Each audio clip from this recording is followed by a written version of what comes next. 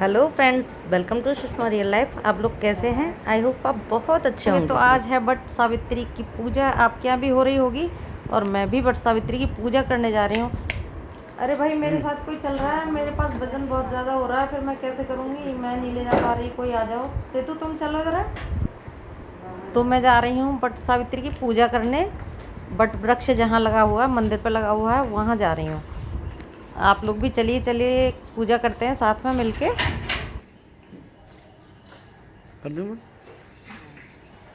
मैं कलावा भूल गई और कलावा लेने अब मुझे जाना पड़ेगा दोबारा। कलावा भूल गई, कलावा लेने आई हूँ। मिल गया कलावा, कच्चा सूत, दोनों मिल गए। मेरे लिए ले जाना मुश्किल है, इतने वजन है। तो गाइस, आई तो थी घर दोबारा, तो मेरे से वजन वाली चीज़ चल नहीं रही थी, तो मैंने सोचा कोई मेरे साथ चला जाए। तो मेरे साथ गया हमारा बेटा।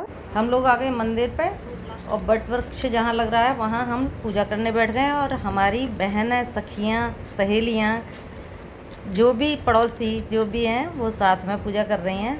और भी लोग आते और जाते जा रहे हैं, पूजा करते जा रहे हैं। क्योंकि आज के दिन थोड़ा सा हमने तो जल्दी कर ली, तो पूजा हम जल्दी करे ले रहे हैं। नहीं तो थोड़ा भी देर हो जाएगी ना, तो बहुत भीड़ भाड़ हो जाएगी। तो हमने थोड़ा जल्दी पूजा कर लिया कि तो यहाँ तरुणा बैठी हुई हैं, तरुणा ने और मैंने मिलके पूजा कर ली है। पहले चढ़ाया जल, जल चढ़ाने के बाद सतिया बनाया, बिंदी लगाई वट वृक्ष को। और हल्दी से लगाते हैं, हमारे यहाँ हल्दी से पूजा करते हैं। तो हल्दी से बिंदी लगाई और उसके बाद फिर हमने तिलक, मतलब बिंदी लगाने का मतलब तिलक लगाया। एक सतिया बनाया, एक हरा पत्ता लिया हमने इसी का, वट का। उस हरे पत्ते पे भी एक सतिया बना के उस पर हमने जो सामान चढ़ाने वाला वो चढ़ाया। वट सावित्री की कथा। एक राजा था, उसके कोई संतान नहीं थी। एक दिन उसने बड़े दो पंडितों, ज्योतिषियों और विद्वानों को बुलाया। जब ज्योतिषी आए तो राजा ने उन्हें अपने आसन पर बिठाया और पूछने लगा, महाराज, मेरे कोई संतान है या नहीं? तब ब्राह्मणों ने बताया कि आपके एक कन्या का जन्म होगा, जो अपने विवाह के 1 साल बाद विधवा हो जाएगी। यह सुनकर राजा सोच में पड़ गए। बात बीतती गई। 1 साल बाद उनके घर एक पुत्री का जन्म हुआ। उस लड़की का नाम उन्होंने सावित्री रखा। जिस प्रकार सुदी पक्ष का चंद्रमा दिन पर दिन बढ़ता जाता है, उसी प्रकार सावित्री भी बढ़ने लगी। 18 वर्ष बाद जब वह यौवनावस्था में आई तो पिता को उसकी शादी की चिंता हुई। तब पिता ने नारद जी को बुलाया और सारा हाल कहा। तब नारद जी कहने लगे, हे राजन, तुम अपनी पुत्री सावित्री से कहो कि वह अपने योग्य पति को स्वयं ढूंढ ले, फिर उसी से शादी कर दे। राजा ने अपनी पुत्री को पास बुलाया और नारद जी के द्वारा कही बात कह दी। सावित्री भी उनकी बात मान गई और पति की खोज में यात्रा के लिए चल पड़ी। उसके साथ बहुत सी सहेलियां थीं। वे गांव, शहर और जंगलों में घूमती हुई एक जंगल में पहुंची। वहां पर उन्होंने अपना रथ रुकवाया और विश्राम करने लगी। वहीं पर एक सत्यवान नाम का लड़का लकड़ी काट रहा था। सावित्री ने उसे देखकर उस पर मोहित हो गई और उसे अपने पास बुलाया। उसने उसका नाम, पता, माँ बाप आदि का नाम पूछा। सत्यवान ने कहा, पिता माता अंधे हैं, मैं उन्हीं के साथ इस जंगल में रहता हूँ और लकड़ी काटकर गुजारा करता हूँ। सावित्री ने उससे शादी करने को कहा। सत्यवान हंसने लगा और कहा, तुम महलों में रहती हो और मैं जंगल में रहता हूँ, मेरा तेरा कैसे साथ हो सकता है? परंतु सावित्री उससे हट कर पड़ी और सत्यवान को अपना पति बनाने की कोशिश करने लगी। अंत में सत्यवान मान गए और उसे अपनी जंगल की कुटिया में ले गए। उसने उसे अपने माता पिता से मिलाया, उसकी हट सुनाई। सत्यवान के पिता ने उसे काफ़ी समझाया, परंतु सावित्री के सामने एक भी न चली। सत्यवान को अपना पति स्वीकार करके घर वापस आई और पिताजी को बात बताई कि उसने अपना पति चुन लिया है। जब सावित्री अपने पिता से बात कह ही रही थी, तभी नारद जी आ गए। नारद जी ने पूछा कि तूने अपने लिए कौन सा पति चुना है? तब सावित्री ने बताया कि सत्यवान नामक युवक अपना पति चुना है। तब नारद जी कहने लगे, उसमें सब गुण ही गुण हैं, परंतु वह विवाह के 1 साल बाद ही मृत्यु को प्राप्त हो जाएगा, इसलिए तू कोई दूसरा वर चुन ले। सावित्री ने कहा, हिंदू नारी एक ही बार पति को चुनती है, इस बार इसलिए चाहे कुछ भी हो, मैं उन्हें ही अपना पति चुन चुकी हूँ। माता पिता के बहुत समझाने के बाद भी वह अपनी बात पर अडिग रही। तब नारद जी ने उसे आशीर्वाद दिया कि तेरा कल्याण हो। यह कहकर नारद जी चले गए। सावित्री और सत्यवान का विवाह हो गया। सावित्री अपने पति के कल्याण के लिए भगवान शिव की पूजा करने लगी। जब वह दिन निकट आने लगा, वह उपवास रखने लगी। 7 दिन पहले उसने बड़ी भक्ति से पूजा की। तब भगवान शिव प्रसन्न होकर प्रकट हुए और पूछा कि तेरी पूजा करने से प्रसन्न हूँ, जो वर मांगना है वो मांग ले। सावित्री ने उनसे वर मांगा कि मेरे पति के अंत समय 2 दिन शेष रह गए हैं, उनके बचाने का उपाय बताओ। तब भगवान बोले, कल ज्येष्ठ मास की अमावस्या है, कल बड़ के वृक्ष की पूजा करना, वह तेरे काम मनोरथों को पूरा करेगा। तब सावित्री ने वैसा ही किया, रात्रि जागरण भी किया। सुबह जब सत्यवान जंगल को जाने लगा तब कहने लगी कि मैं आपके साथ चलूंगी। सत्यवान ने मना किया, परंतु सावित्री नहीं मानी। वह अपने सास ससुर की आज्ञा लेकर जंगल में सत्यवान के साथ लकड़ी के लिए चल दी। सत्यवान जंगल में पहुंचकर पेड़ पर चढ़ गए। उसने लकड़ी काटनी शुरू कर दी। कुछ देर बाद उन्हें सिर में दर्द हुआ और वृक्ष के नीचे आकर सावित्री की गोद में लेट गए। सावित्री की चिंता बढ़ने लगी। इतने में सत्यवान बेहोश हो गया। सावित्री ने देखा मेरे सामने कोई खड़ा है। उसने पूछा, आप कौन हैं? तब उसने कहा, मैं धर्मराज हूँ, मैं तुम्हारे पति के प्राण लेने आया हूँ। इतना कहकर धर्मराज सत्यवान के प्राण लेकर चल दिए। सावित्री भी उनके पीछे पीछे चल दी। धर्मराज ने मना किया, परंतु नहीं मानी। तब उसने कहा, अपने पति के अलावा कोई 3 वर मांग लो।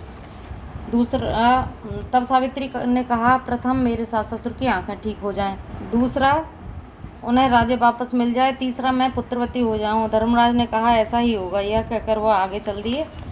आगे जाकर पीछे मुड़कर देखा तो सावित्री फिर पीछे पीछे आ रही थी। तो वह गुस्सा होकर कहने लगे, अब क्यों मेरे पीछे आ रही हो? तब सावित्री ने कहा, भगवान आपने मुझे पुत्रवती होने का कहा है, वर दिया है, परंतु मेरे पति को तो आप लिए जा रहे हैं, मैं पुत्रवती किस प्रकार हो सकती हूँ? धर्मराज चक्कर में पड़ गए और वे सावित्री से बोले, तूने मुझे जाल में फंसा लिया, अब तू जा और अपने पति के पास पहुँच जा। जैसे ही तू अपने पति के पास पहुँचेगी तेरा पति जीवित हो जाएगा। वह वापस आ गई। उसका पति जीवित हो गया। फिर वह घर आए और सुख से रहने लगे। तभी सत्यवान के पिता माता की आंखें भी ठीक हो गईं और राज्य भी वापस मिल गया। यह सब कुछ बड़ की पूजा एवं व्रत के प्रभाव से हुआ, इसीलिए इसे बड़ सावित्री व्रत कहा जाता है। तभी सत्यवान के माता पिता की आंखें भी ठीक हो गईं और राज्य भी वापस मिल गया। यह सब कुछ बड़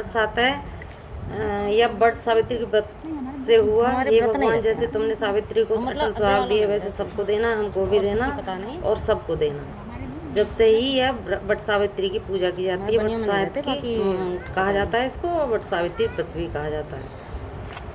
जय हो बट भगवान की जय। ये बट वृक्ष और पीपल का वृक्ष है। ये लक्ष्मी और विष्णु जी का रूप होता है। ये लक्ष्मी विष्णु की ही पूजा मानी जाती है। जय हो लक्ष्मी माता की जय, विष्णु भगवान की जय, बट सावित्री माता की जय। खरबूज या कोई भी फल हमारे यहाँ मनसा जाता है, वो मैं यहीं ले आई हूँ मंदिर पर देने की वजह से। तो मैं यहाँ अब मंस रही हूँ और पूजा के लिए अलग रखा जाता है और मंसने के लिए अलग होता है। तो मेरी कथा समाप्त हो गई और मैंने मंस भी लिया, इसीलिए मंसने को मैं यहीं ले आई थी। यहीं मंस देती हूँ तो यहीं पंडित जी को दे जाती हूँ। बहुत बहुत शुभकामनाएं। नहीं तो घर जाके फिर देने की दिक्कत आती है, कौन देने आए वहाँ से। सभी को राधे राधे।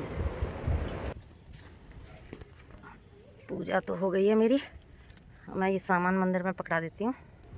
ये सामान जो था मुझे ले जाने में बहुत दिक्कत हो रही थी अकेले की वजह से, और वजन वाला सामान था क्योंकि मेरे हाथ में प्रॉब्लम है। तो अब मैं बट से गले मिल लेती हूँ। हे भगवान, जैसे लंबी आयु इस बट वृक्ष की है वैसे ही मेरे पति की भी आयु लंबी देना, और मेरे बच्चों की भी, और सबके पतियों के सबके बच्चों की देना प्रभु। सावित्री ने जैसे अपने पति की आयु लंबी की वैसे सबके पतियों की आयु लंबी हो जाए, मेरे भी पति की आयु लंबी हो। जय बट सावित्री माता की जय। सामने बिल्कुल मंदिर है, तो अब मैं मंदिर जा रही हूँ। पूजा पाठ का सामान भी दे दूँगी और मंदिर में आकर दर्शन भी कर लूँगी। और आज शनि जयंती है ना, तो शनि देवता के जल भी चढ़ा दूँगी और शिव जी को भी जल चढ़ा दूँगी। तो इस बहाने से सब पूजा हो जाएगी। अच्छा, हमारे यहाँ पीपल की भी पूजा की जाती है बट के साथ, तो मैं पीपल की पूजा कर रही हूँ इस टाइम। और बट वृक्ष की और पीपल की दोनों की इकट्ठी पूजा करते हैं हमारे यहाँ। तो ये यहाँ पर पीपल लगा हुआ है, यहाँ पीपल की पूजा कर ली मैंने। और सभी जगह जल चढ़ा दूँगी क्योंकि कभी कभी आना होता है, डेली तो नहीं आ पाती मैं। तो यहाँ आई हूँ तो सब जगह की पूजा करके जब जाऊँगी। अब मैं तुलसा जी को जल देने के बाद यहाँ शनि देवता का मंदिर है, तो काली तिल लेके आई थी मैं। काली तिल लोटे में डाल के मैं शनि देवता पे चढ़ा देती हूँ। आज शनि जयंती है ना, जय शनि महाराज की जय। सब लोग स्वस्थ रहें, खुश रहें, किसी पर कोई विपत्ति ना आके पड़े। जय हो शनि देवता की जय। हे प्रभु, सब पर कृपा दृष्टि बनाए रखना, कोई दुख ना पाए, किसी पर कष्ट मत देना। जय शनि देवता की जय हो जय हो जय हो। मैं ज़्यादा पूजा की सामग्री नहीं लाई हूँ प्रभु, जो लाई हूँ समर्पित है आपके लिए। जय हो आपकी। तो अब मैं जा रही हूँ मंदिर से वापस। बहुत धूप हो रही है, बहुत बुरा हाल हो गया है मेरा, कभी धूप में निकलना नहीं होता। और अब जा रही हूँ वापसी घर। और घर चल के हमारे यहाँ जो बट वृक्ष का एक पत्ता लेके आते हैं, उससे जल छिड़कते हैं। बहुत गर्मी पड़ रही है, पूजा करने में बहुत गर्मी लगी है। जाकी व्रत की बहुत शुभकामनाएं सभी को। बट सावित्री की पूजा करके आई हूँ। आप लोगों को बट सावित्री व्रत की बहुत बहुत शुभकामनाएं। और ये देखो मेरा क्या हाल हो रहा है। जय श्री राधे जय श्री राधे जय श्री राधे जय श्री राधे। बट वृक्ष का मैं एक पत्ता लेके आई हूँ, जिससे कि सारे में मैं हर कोने पे घर पे जल छिड़क रही हूँ। या तो जल छिड़कते हैं या वहाँ से मिट्टी लाते हैं, उसको एक कोने पे रख देते हैं। तो मैं सारे में अपने घर में ये बट सावित्री के व्रत के बाद जो पूजा का जल है उसको छिड़क रही हूँ अपने घर में।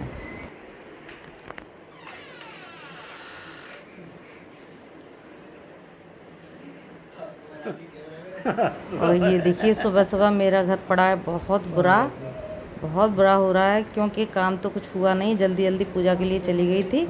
सब फैला पड़ा है, चारों सभी बेडरूम में सब सामान फैला हुआ पड़ा है।